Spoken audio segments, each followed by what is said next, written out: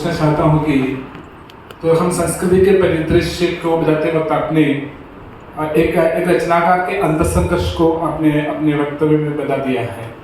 तो आजकल हम देख रहे हैं कि तो संस्कृति वास्तव में यहाँ के और आने वाले दोनों प्रकार के लोगों के मानसिकता से या उनके मूल्यों से युक्त बन जाते हैं। मतलब यह है कि जो भारतीय संस्कृति में भारत के संस्कृति के बनावट में भारत के बाहर से आने वालों की योगदान भी रहा है। इसे मिलजुल कर हम संस्कृति के रूप में हम स्वीकार करते हैं। मतलब ये है कि वर्तमान की ये समस्या है कि तो जैसे जी ने अपने वक्तव्य में जो प्रदत्त अस्मिता और अर्जित अस्मिता के बारे में कहती थी, तो इसी प्रकार प्रदत्त संस्कृति और अर्जित संस्कृति है। लेकिन वर्तमान में भारतीय संस्कृति के परिदृश्य को राजनीतिक दबावों में पलट कर करने की एक प्रवृत्ति चल रही है। तो इसमें आपने कहा है जो लेखक का अपनी निजी सोच के निजी स्वतंत्रता है, लेकिन अपनी निजी सोच और स्वतंत्रता में उसके ऊपर दबाव करने वाली शक्ति हमारे ऊपर चल रही है, जिसे सामंतवादी चेतना नहीं है लेकिन एक नए रूप में आज हमारे ऊपर हावी है। तो मेरा सवाल यह है कि तो संस्कृति के बारे में चर्चा करते वक्त या संस्कृति के नाते हम रचना करते समय क्या भारतीय संस्कृति को उसकी रूपरेखा तैयार करते समय, उसके इतिहास को देखते समय, उसकी परिभाषा देखते समय बाहर से यहाँ आने वालों की कुछ योगदान भी है, उसे हटाकर कहाँ तक सबल है हमारी संस्कृति?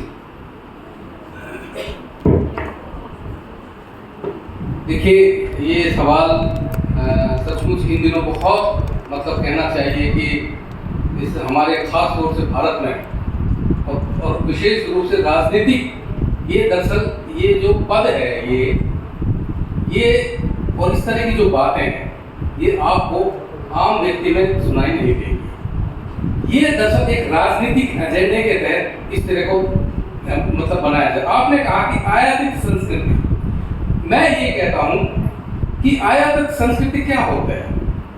भाई देखिए कि जो वर्चस्ववादी जो सत्ता है, वो जो फोर्सेस होती है, चाहे वो राजा महाराजा सुल्तान बादशाह जो भी रहे, जिनका भी राज रहा होगा, तो आप एक चीज बताइए कि जब आप रहते हैं तो जो उनकी जो सामने वाले की बोलचाल है, जो ओढ़ना पहनना है, आप उसको आत्मसात नहीं करोगे कि वो आपसे भी ग्रहण करते हैं। जैसे कि मुगलों के बारे में एक डॉक्टर विजय बहादुर सिंह जी का नाम सुना होगा, हिंदी के बहुत मशहूर आलोचक हैं। वो एक बड़ी मजेदार बात कहते हैं, जब वो खानजादा पढ़ रहे थे तो बड़े रहीम को लेकर बड़े गदगद थे, उसमें उनका एक संवाद था। उन्होंने कहा कि मोरवाल राजपूतों ने एक बड़ी मूर्खतापूर्ण बात जो उन्होंने कहा, उन्होंने ये किया कि जब मुगलों को उन्होंने रिश्ते उनकी मतलब उन्होंने अपनी लड़कियां को देनी शुरू कर दी, तो जब मुगलों ने उनको अपनी बेटियां देने की बात कही तो उन्होंने बेटियां क्यों स्वीकार नहीं की? आपने जो कहा कि आयातित, अब आप एक पक्ष को देखते हैं, क्योंकि जो राजा महाराजा जो सत्ता में जो रहता है उसका इन चीजों से कोई लेना, उसे तो अपना कहना चाहिए कि अपना प्रभामंडल बनाना होता है, अपना विस्तार, राज्य का विस्तार करना होता है। वो अपनी स्वार्थ के अनुसार समय पर उससे समझौता भी कर लेता है। उन लोगों का इससे कोई लेना देना नहीं। आज की तारीख में जो बार बार ये शब्द, जैसे आपने कहा, मुझे हैरानी इस बात की कि ये शब्द आयातित संस्कृति ये यहाँ भी आ गए। अब मैं ये कहना चाहता हूँ कि आयातित संस्कृति क्या है? क्या ये जो कपड़ा मैंने पहना हुआ है, या जो मुगलों के साथ जो खरबूज आया, जो तरबूज आया, बहुत सारे व्यंजन आए, बहुत सारे कपड़े लत्ते आए, क्या ये इसको आयातित संस्कृति कहेंगे? समय के साथ साथ हमें बहुत सारे चीजों में ढलने की जरूरत और ढलना भी चाहिए। अगर हम ये कह दें, और ये देखिए उसी आयातित संस्कृति का परिणाम है कि अब ये कहा जाता है कि उर्दू तो मुसलमानों की भाषा है। मित्र, मुसलमानों की भाषा नहीं है उर्दू हमारे देश की भाषा है, मेरठ के आसपास बन के और ये बोलियों से मिलकर बनी है। और उर्दू को रेखता भी कहा जाता है। रेखता का मतलब होता है उर्दू का बहुत निम्न उसका रूप। तो जब जिस वक्त मुगल, तो उस वक्त तो उर्दू थी ही नहीं भाई। तो उर्दू आप ये बताइए कहाँ से आयातित हो गई? उसकी लिपि तो थोड़ी सी फारसी जैसी है। जब आपकी हिंदी संस्कृत से उस तरह से तो उर्दू ने भी कुछ शब्द वहां से लिए, जबकि उर्दू में बहुत सारे शब्द हिंदी के, तो आयातित कहाँ से हो गई?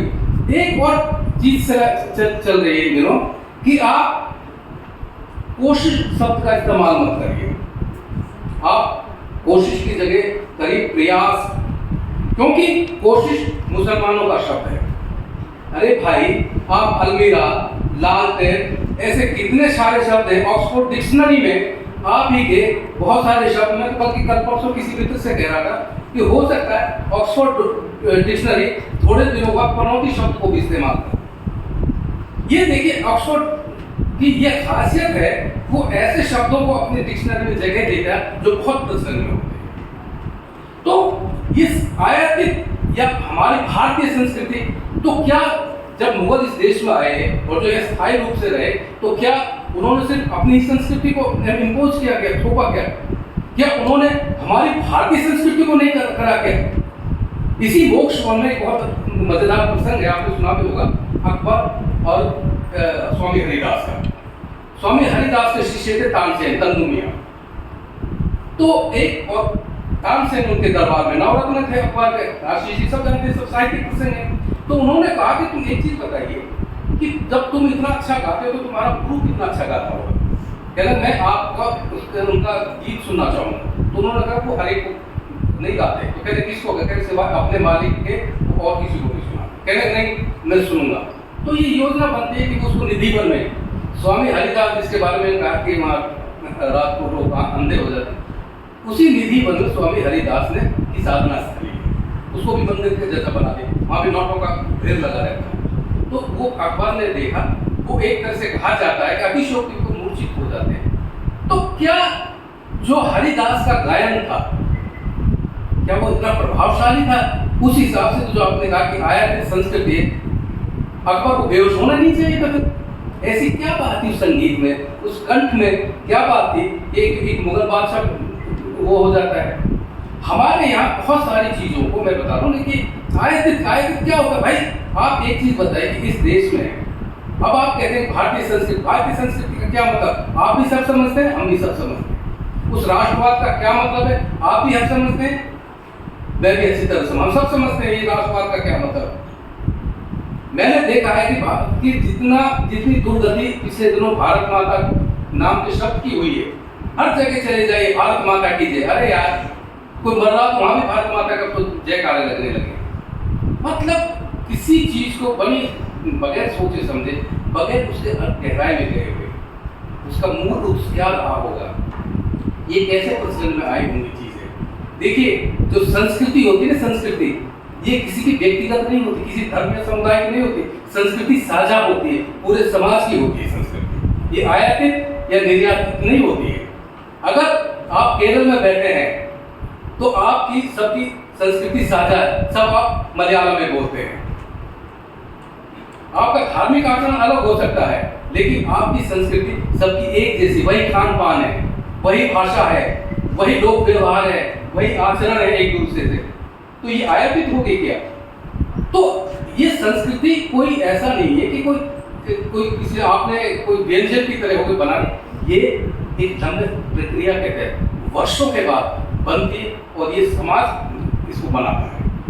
इसको कोई राजा महाराजा, कोई बाहर से आया हुआ आपताई या वो नहीं बनाता। ये हम और आप सब मिलकर हम सब संस्कृति बनाते हैं। मैं अगर मेवात का रहने वाला हूँ तो मैं वहाँ जाकर मेवाती बोल रहा हूँ, तो क्या मेरी संस्कृति अलग होगी? इसीलिए मुझे जब कभी कोई लोग मेवाती कहते हैं तो बड़ी खुशी होती है कि मेरी पहचान तो है। तो संस्कृति आपकी पहचान भी होती है। अगर आप तिलक लगा लेंगे, अगर आप कुछ थोड़ा सा धार्मिक आपको सर, तो आपको दूर से पहचान लिया जाएगा आप हिंदू हैं।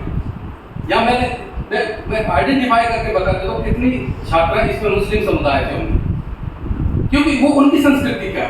लेकिन ज्यादातर संस्कृति का बड़ा हिस्सा हमारे पूरे समाज की संस्कृति, किसी बाबर या किसी मोहन भागवत की नहीं होती है।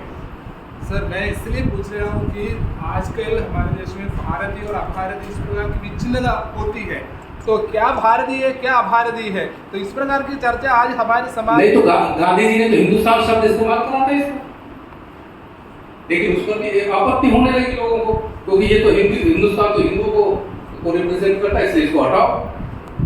मतलब इन सब चीजों का कोई देखिए अंत नहीं है।